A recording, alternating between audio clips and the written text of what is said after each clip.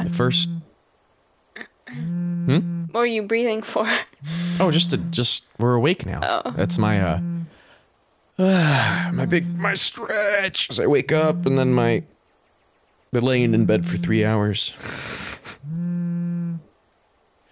The first few notes, while muffled, are enough to wake me. In the end, it became one of those nights when sleep passes like a blink and is plagued with vague, fuzzy thoughts.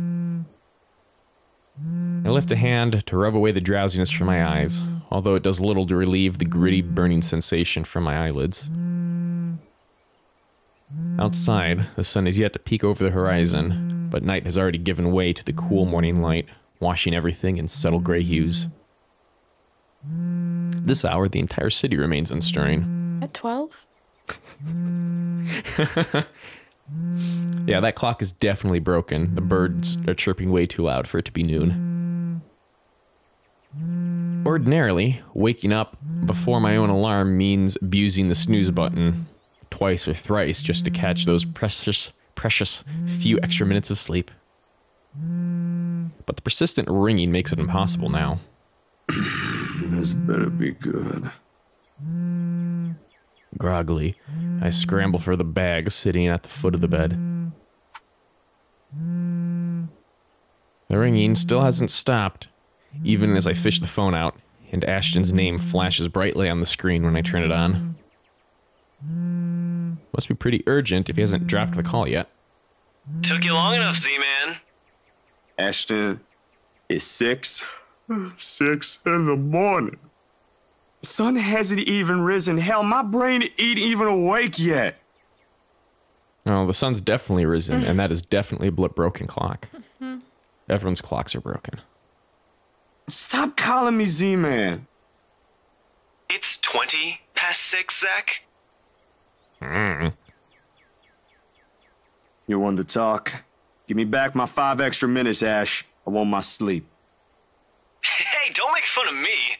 I can be a more person too if I want to. What's this all really about? You don't usually make calls around this hour. Is the world ending today? Ha. Maybe. Oh, I was like, why? Sorry about that. Why is that funny? 'Cause this is a horror game. Horror. A horror game. Becca rang me up a few minutes ago looking for Isabella. Said she didn't show up in her own apartment last night. We both tried calling, but her phone seems to be off. Do you have any idea where... I should have known you two would come looking for her first thing in the morning. Not a laughing matter, Zach. You can't really let your guard down with everything that's happened here recently. You've heard about the Cooper woman from the news. Everyone in the precinct has been restless ever since the incident the other day. Yeah, I get what you mean. Listen, Ash, about Bella. I let my voice trail off, unsure about how to go recounting last night. If I should even say anything to him. He might be a close friend, but at the end of the day, whatever's bothering her ain't mine to speak of in the first place. On the bed, Isabella remains as still as when I transferred her the night before. Sometime during her sleep, she pulls up a blanket over herself and tucked into it comfortably. Like this, it's easy to forget the horror in her eyes or how much her hands and lips trembled. Save for her firm grip on the edge of the covers, she appears nearly as normal as she would any other day. Almost. I'm not really sure how to go about this while being... Zach, what about her? Something. The worry, the concern, must have surfaced in my tone because his own shifts then. Carefully, as if he's preparing for the worst. Look, you don't have to worry about her. She's with me right now. Since last night, in fact. Oh, why didn't you just say so earlier? She kinda knocked in the middle of the night. I couldn't possibly wake you two over that.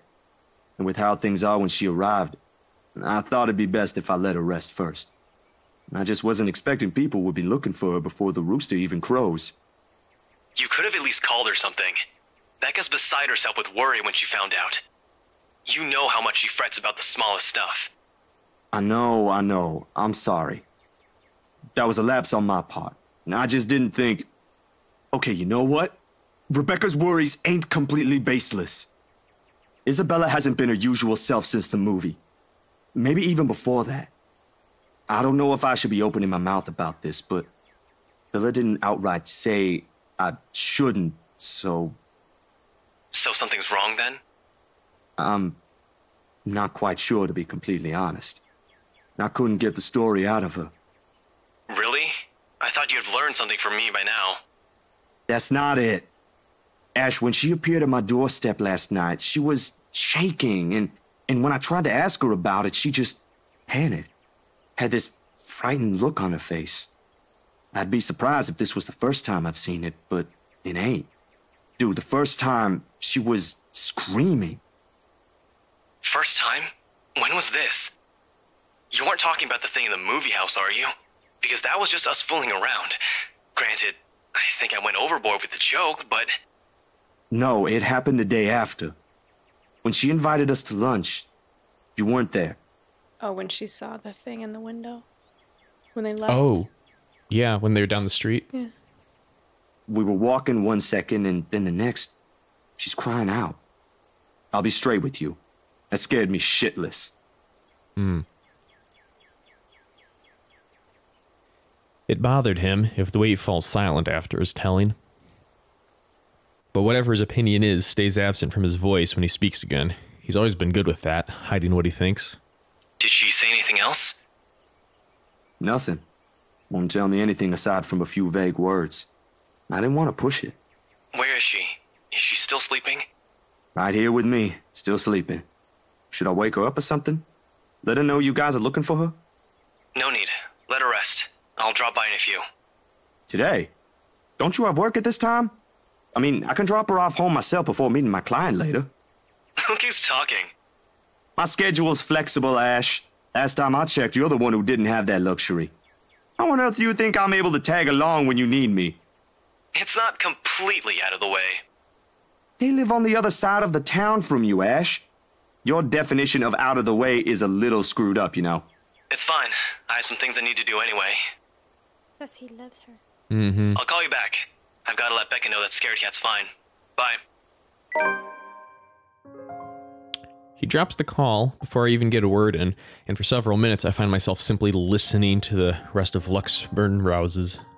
As the rest of Luxburn rouses. The increasing sound of passing traffic, the bustle of the nearby shops preparing for the day, and the growing clamor of people while they go out about their morning. Not the most soothing sounds to hear following a troubled night, but the routine puts me at ease nevertheless. What's comforting, what's safe, what I'm used to. Nearby, Isabella shifts but doesn't wake, blissfully unaware as the city slowly stirs itself back to life.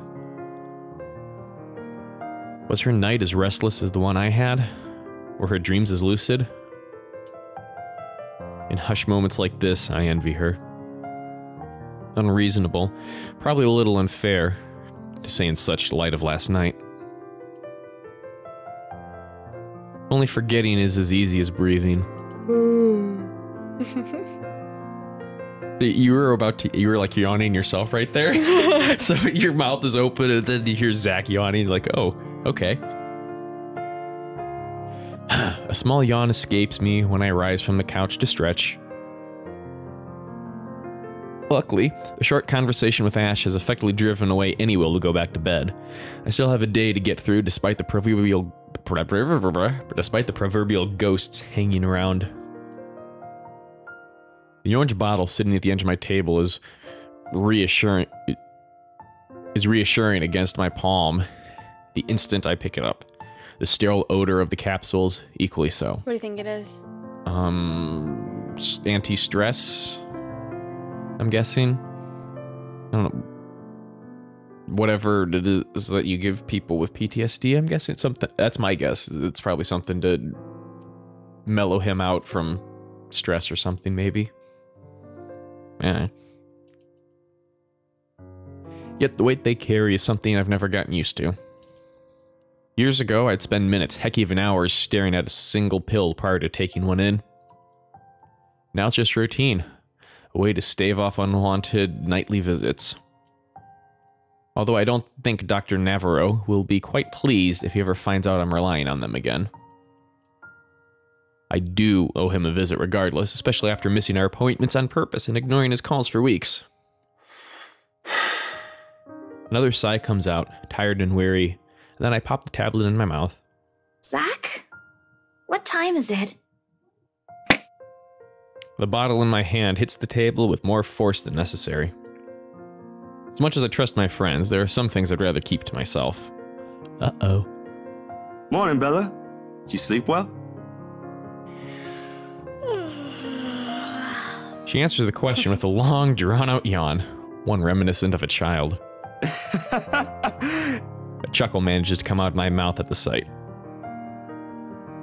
In this manner, it's easy to mistake her for someone too young for responsibilities. Inexperienced and immature, even. Easy to forget she was thrust into the role of an adult earlier than her own dreams can afford, to overlook how surprisingly observant she can be at times. Maybe not on the same level Ash exercises for his investigations, or Rebecca needs for her own work. But it's certainly early enough to deftly put what she sees around her on canvas. And if the way her eyes flickers to the table in my hand says something, it's that I won't be able to avoid the questions this time. Only a little. I don't remember how I ended up on the bed, though. Ma doing? You didn't look very comfortable sleeping on the couch, all hunched up like that. It would have been enough for something temporary. Sorry I stole your bed. Hey, it doesn't matter. Besides, what kind of gentleman would I be if I leave a lady sleeping in such uncomfortable conditions? Not in this house.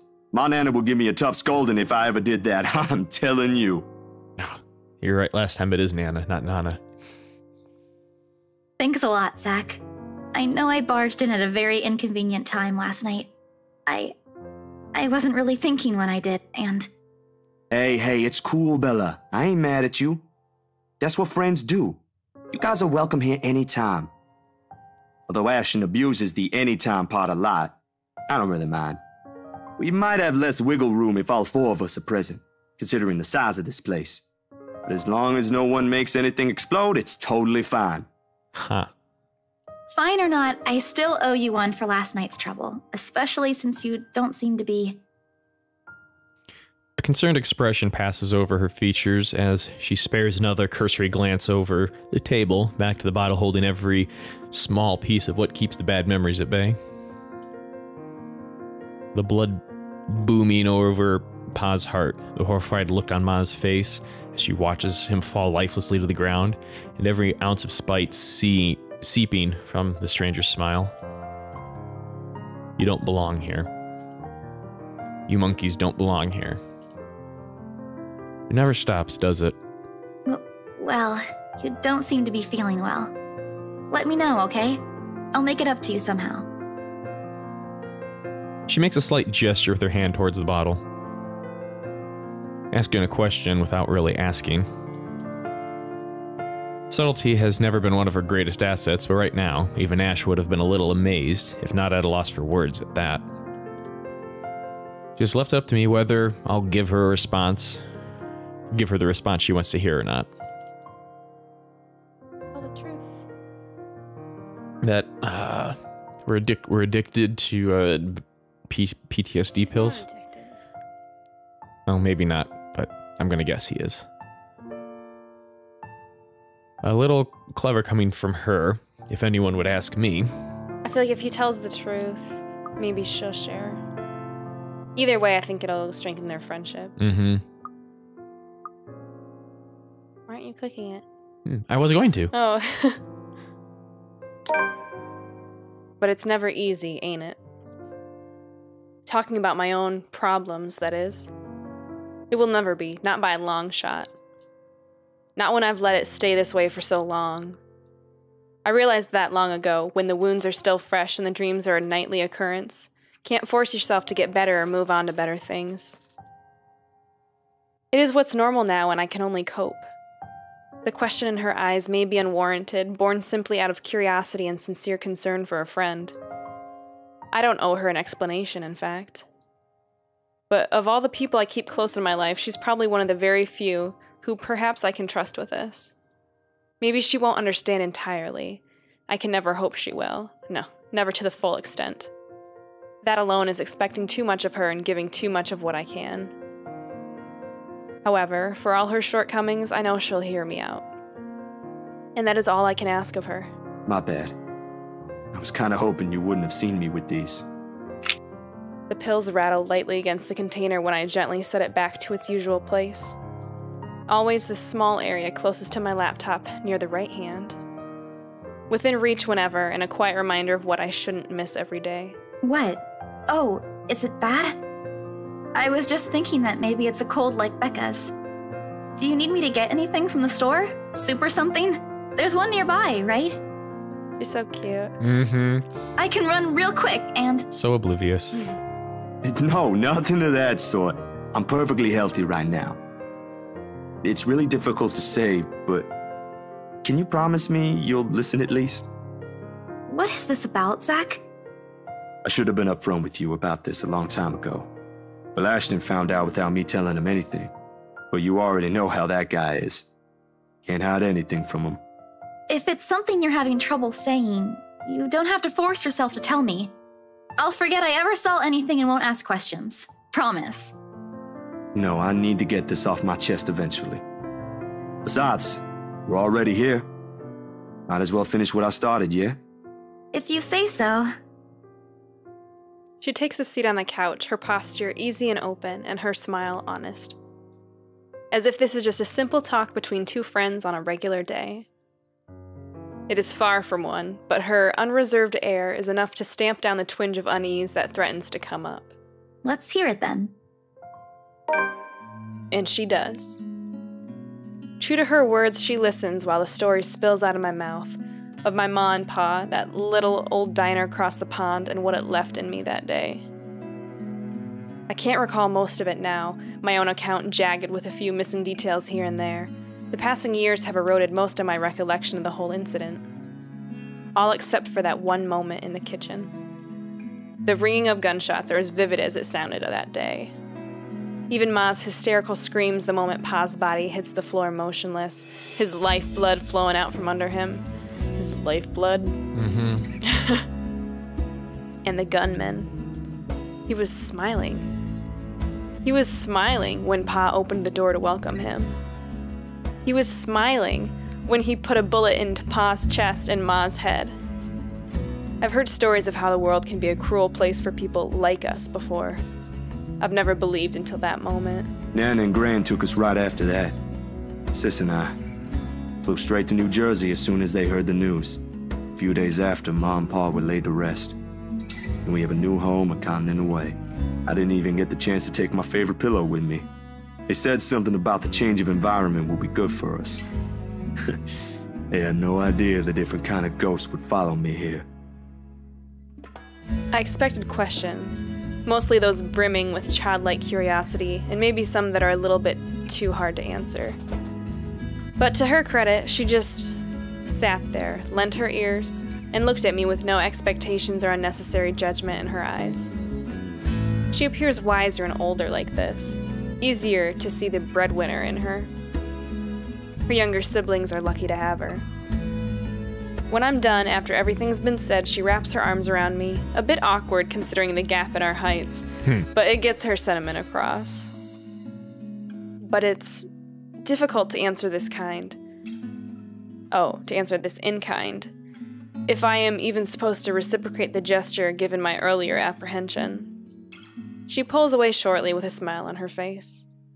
Not the reaction I braced myself for, but it's obviously better than what I imagined. Are you not gonna say anything? Am I supposed to say anything after? Like, apologize or something? I don't think that's very appropriate, but if you want to hear one, I can think of something real quick. Not really. Other people have something to say after usually. And they're not necessarily nice either.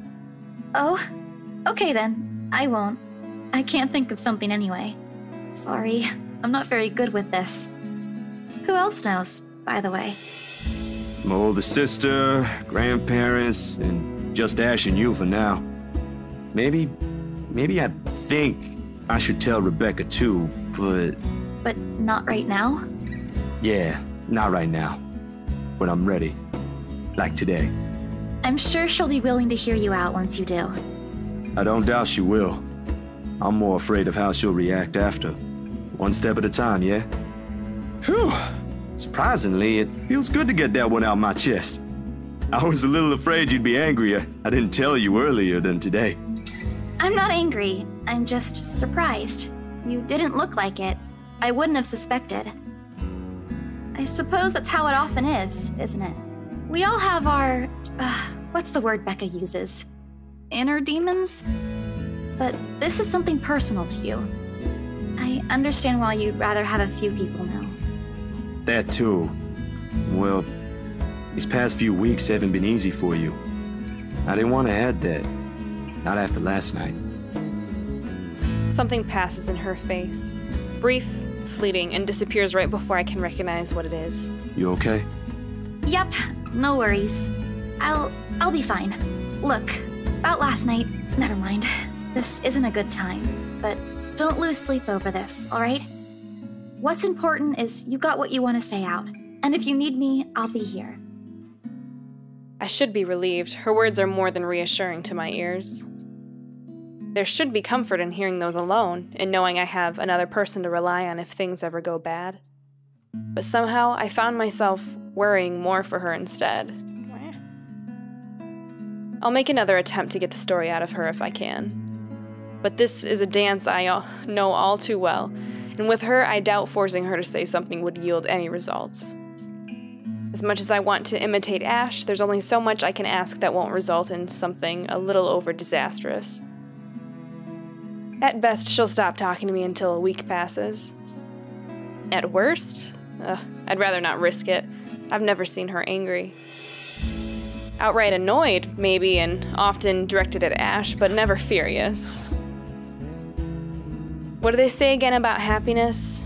Oh, what do they say again about happiest people when angered? I don't know, what do they say? I don't know. Besides, it'd be unfair to her after our little chat. So, food then? She seems relieved at the brisk change of subject, and as if, as if it has been simply waiting for its cue at all this time. Her stomach rumbled at the mention of food. I'm just like throwing extra words in there.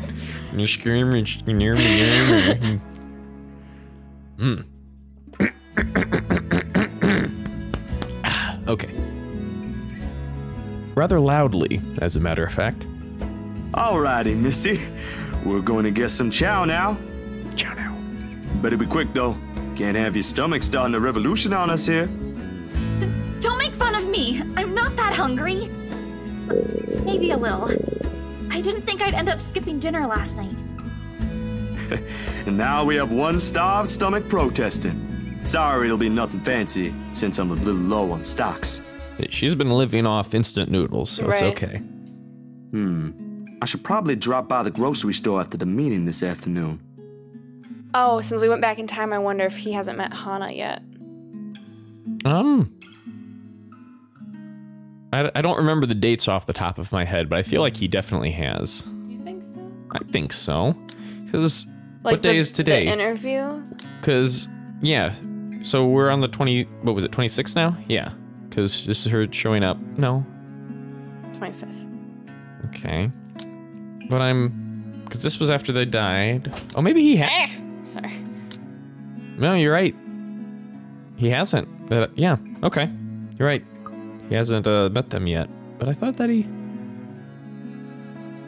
Well, when was that then? That's the thing about them talking with children. Tomorrow. Oh, yeah. It's 26, it was just there on the right. Oh. So it is today. Today's the 25th. Sure. I guess. Because that call just happened. Okay, yeah. Anyway. I can make a quick run for you if you want. Nah, I've got enough to put together something nice here. Maybe. I could always improvise if we're missing an ingredient or two. It ain't like we're going for a Michelin 3-star status here. 3? That's not that great. No, that's the best Oh. Michelin 3-star, that's the best. I don't know what Michelin is. Well, Michelin are the people that make those tires. Yes, the But Michelin they have, man. yeah, they have a, I forget what it's called, Michelin Guide or something. It used to be a bigger deal before. I guess it's still a big deal, but it was better known and the prestige of it more known. But they give out a guidebook for like all of these amazing places that you need to go to, and one of them's for like restaurants and stuff. Have you seen the documentary Jiro Dreams of Sushi? Oh, watch it. It's amazing. That's where actually I learned about it. Was they mentioned that he was one of the very few people to get a 3-star thing for his restaurant. Is this like it's actually the Michelin company? Yes. Oh. The people that make the tires. They also yeah. Yeah, go and watch Jiro Dreams of Sushi. I don't know if I have it or if it's on Netflix, but watch it somehow. Also, didn't I say you're a guest? Is this a Filipino thing? Or just Rebecca rubbing off on you? The soft laughter that comes from her doesn't quite reach her eyes. Neither. The answer is neither. Because if she stays idle, she'll remember. On second thought, I might need a little help slicing up the potatoes while I prep the ham. You up for that? What? Do you think instant noodles are all I'm about? Yes. I'll have you know I can cook a mean paella with my eyes closed. All my siblings love it. Paella? I don't know what that is. Look it up. Sure you can. Come on. I think I know what we'll do with those spare ingredients. Despite the massive effort to keep the mood light with small chatter, cooking ends up being a mostly quiet affair. Between us, the consistent clapping of the nice knife against the board, and the muffled noise from the television I left running, words have become surprisingly difficult to string together. Not entirely unusual. We've had moments like this before, but definitely unnerving with how things are now. I really wish someone else will come knocking at the door. Wasn't Ash gonna show up? He said he was going to. As pleasant as this is, breaking the ice or keeping a conversation going has never been my forte.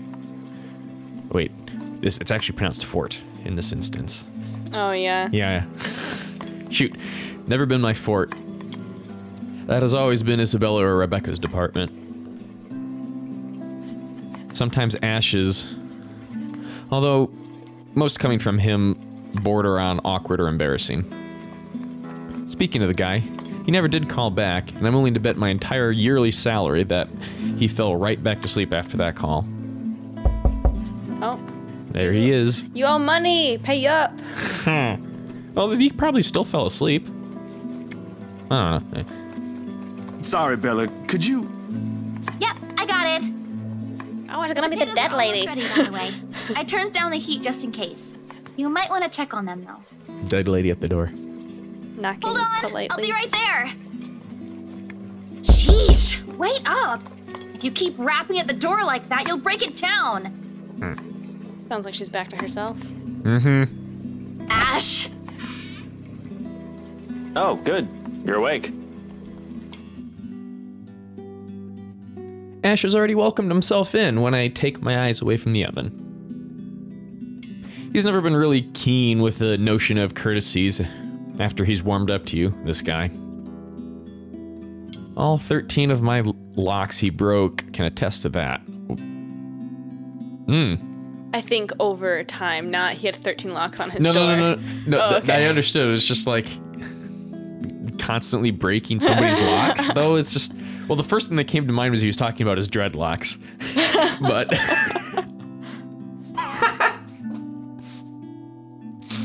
that'd be interesting. He's a good fellow, though. Maybe a tad bit standoffish at first glance, but he's trustworthy. Don't you have work today?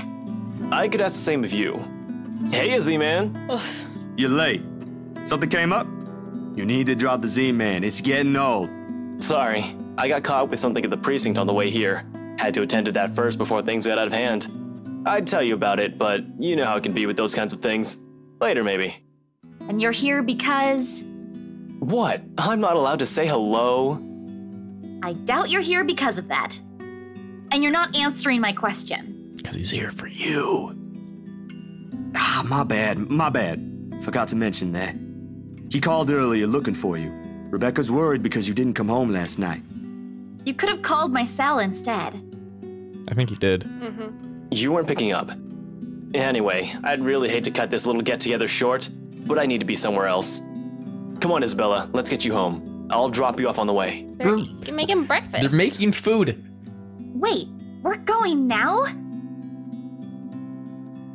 He lightly claps a hand on her arm and begins ushering out of the apartment, throwing a casual wave at me as they pass. Isabelle, on the other hand, doesn't appear too fond of the idea, because they're in the middle of making food. Yeah. And sure enough, before they can cross the threshold, she puts a firm foot down, the force alone, enough to halt them both and catch the taller man off guard. It would have made for a funny picture. The way Ash almost crashes into her and Isabella giving him an indignant pout over her shoulder. Surprise and confusion are in his face all at once, two things that are rarely ever grace it if he can help it. A rare moment even for our small group. If only I have my camera with me. Dang. What is it? We're making food. Zach cooked something. Yeah. And I helped. If it's just food, I'll get you something on the way back. Just. But the food! It's Zach's cooking! Real delicious food that actually tastes like food. At least stay and have a bite, please.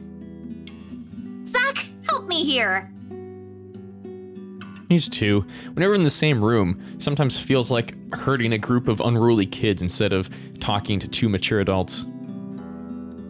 One moment, they're engaged in a pleasant chit-chat, and the next, they're bickering over a minor issue. Frankly, if I didn't know any better, I have an overactive imagination, I'd say there's something going on. Never mind how utterly impossible the idea is. Or it might just be me reading too much into things like always. I can already hear Ash's laughter, if I so much as suggest such. This, however, I cooked up a feast. I feel like it sounds know very you're busy. normal for him to be like, ah, no, you guys are all right. You can go ahead and leave. Like, that sounds really normal to do the bottom one, but I kind of want the top one. Yeah. I mean... Because she had a rough night. Mm-hmm. I don't know what his deal is, though. Yeah. Why he's... Trying to get her out of there. Yeah. I think the top. Yeah, that's what I was thinking too. I cooked up a feast. Whoa. Wait. Wait, okay. Alright, so the scroll wheel does that. I cooked up a feast. I don't know about you two, but I think you guys should really stay. I've already made enough food for all of us, and it'd be a waste. Why, I cooked up that special honey glazed ham you two keep on yapping about. Got some scalloped potatoes with onions and cheddar to go with it, too. This sounds delicious. The oven timer dings. I shoot the two of them an apologetic look before sauntering over the kitchen, mittens in hand. The smell of the glaze. The sweet smell of the second word in, and I already messed it up. The sweet smell of the glaze. No, let me finish. And the salty tang of melted cheese wafts through the air. As soon as I open the door and take out the two trays inside, the scent immediately fills the entire room, and even with the door and windows open, the mouth-watering aroma lingers. Forgot she was so hungry. It's appealing enough that when I put the dishes down on the counter, another starved stomach protests loudly, followed by a burst of laughter. My head snaps up at the two of them, and I can't keep back the smile at the sight they make. Oh, his stomach growled too. Ash. Isabella's clinging to the door frame for support, doubled over with breathless laughter.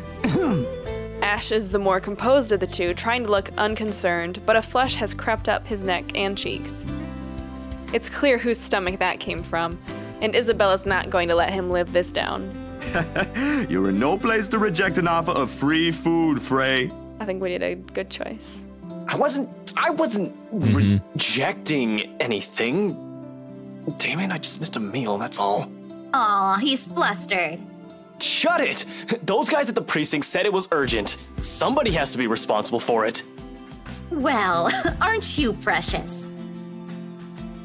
Right. You know, if you keep laughing like that, you'll burst. What? I'm sure it won't be as bad as your stomach suddenly rumbling like a starved. Aye, kiddos, play nice. Food's gonna get cold if we keep this up. Ash, you gonna stay? Might as well, since Scaredy Cat's so hell-bent on staying.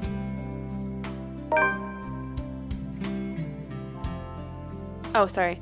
We eventually settle down after the food has been served. The jibe's replaced by another round of friendly chatter, mostly about what's on the news the night before. They look so happy with their spoons.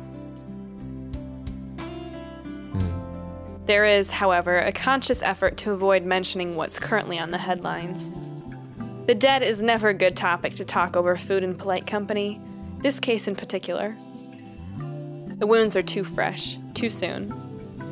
I'd likely avoid it as well if I were in her position, and someone I personally knew passed away in a gruesome manner like that.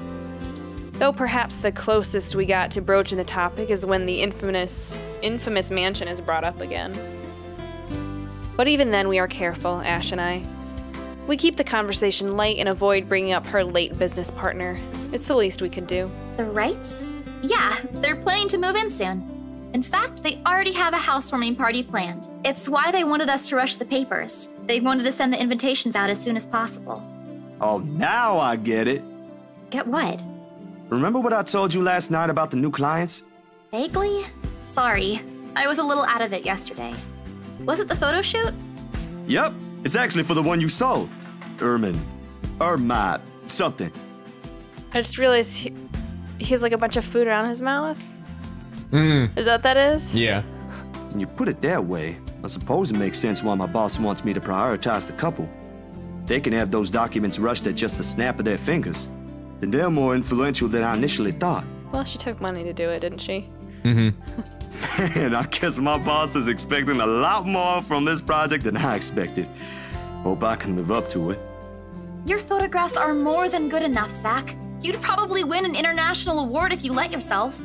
Ma'am Hana's easy to please, too. As long as you're good at following instructions. Easier said than done. Different clients have different tastes after all. Yeah, she wanted to flirt with you. Still, a week? I don't think that's possible. Now that you mentioned it, yeah. They wanted everything finished at the earliest. What? Oh, it was she didn't want to flirt with him. She's going to want to flirt with him. Right. So we went back in time. To be honest, it's not unheard of, but... But it's still weird. What's wrong with saying fishy? Still weird, yeah? A slip of the tongue. Still barely noticeable to someone who's already familiar with Ash's ways. Yet in this moment, it's impossible to miss. What's wrong with saying fishy? I don't... I shoot him a curious glance, but he ignores it. Rather pointedly. I can't exactly say it's like that, where I'm just the middleman after all. As much as I want to comment on it, I only know what's on the surface, not the in and outs. It's just that BRC and my boss are more hands-on with the legal stuff this time, despite having a separate department dedicated to it. Maybe Mr. Wright helped with it too. They have their own legal team for this, don't they? Well, they should have one, especially for a big property like this. They have, but like I said, it's off our hands. Rose and I don't handle this stuff in the office. If anything, to me, this just means I'll be able to send the rest of the funds to Papa's treatment earlier. I guess that makes a whole lot of sense. Officially off our instant noodle diet, aren't we? Ash, has anyone ever told you that you have an uncanny way of ruining the mood? What? I was just saying.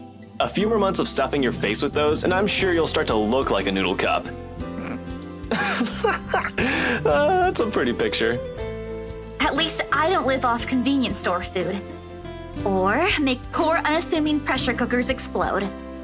What? How did you... Oh, come on, Zach. Maybe he put fish in a pressure cooker? I don't know. I don't know. Sorry, it just came up while we were cooking earlier. I'm impressed, Ashton Frey. You even made it to the news. A one-time thing. And it wasn't as big as you seem to be imagining. Oh, sure. Let's all pretend that one time you almost set my apartment on fire didn't happen too. Hey, that was an accident. You were making a salad, Ash. Burn down the apartment while making a salad. Okay. Can we please move on to a different topic? It helps, the casual talk, the harmless teasing, the mundane stories, interesting enough to let time pass unnoticed. By the time lunch ends, the shadows are no longer at forefront of my mind. If it's the same for Isabella, for whatever troubles her, I can never tell. These things, the anxiety, the fear, they ain't easily seen, ain't easily forgotten after all. You go on ahead. I've got a few things I need to ask Zach. I'll be downstairs in a minute. Confusion briefly flashes in her eyes as she catches the keys he tosses over, but he doesn't give her an answer and waves for her to go ahead. How sure are you I won't be driving away with your Shirley? You don't even have a license. Do you even know how to? Papa taught me how. I'm probably a better driver than you. See you later, Zach. Thanks for the food. Always has to have the last word, don't you? You're welcome. I'll send you the recipe for the potatoes tonight. A grin is back on her face when she leaves and closes the door behind her. For a little while after we're left alone, Ash goes wholly quiet, listening, waiting for her remaining footsteps in the hall to fade. The earlier amusement is gone from his face, replaced by what I can only describe as trepidation. I know that look all too well. When he's like this, he's expecting shit about to go down at some point soon. Shit about to go down! At some point soon. That wasn't very nice, Ash. What was that with Isabella earlier? You're usually subtler with your questions. They hired you. Hired me who? Don't change the subject yet. What's really going on here? The Wrights. Luke and Hannah Wright. You said your next gig is with them. Is that what this is all about? Just be careful around them. You have no idea what you're dealing with when it comes to that couple. I'd rather you stay as far away from them as possible, but you're already here. Isabella's their real estate agent. Seriously, of all the people in Luxburn. Okay. I guess I'll just have to take your word for it. He nods, claps a comforting hand on my back, and turns to leave without another word. He's never been good with those. More often he fumbles with what he wants to say, but his actions alone are enough to tell me how grateful he is for the trust. He reaches for the knob as soon as he gets to the door, but doesn't turn it. Instead, he looks back and gestures with his head towards the table. I don't need to follow his line of sight to know what he's going to ask. He's likely taken notice the moment he entered the room. You back on those? I haven't seen you taking them in a year. Yeah, I kinda had to. It got worse after the film fest. The dreams, that is. I don't think I'll be doing that again anytime soon. Heard about that. Don't drop it, though. You don't want Becca scolding you. She actually enjoyed the movie you made, and she's hard to please. Consider that a small victory. You don't have to tell me. She already did. Rebecca and Bella both gave me an earful after I said the opposite.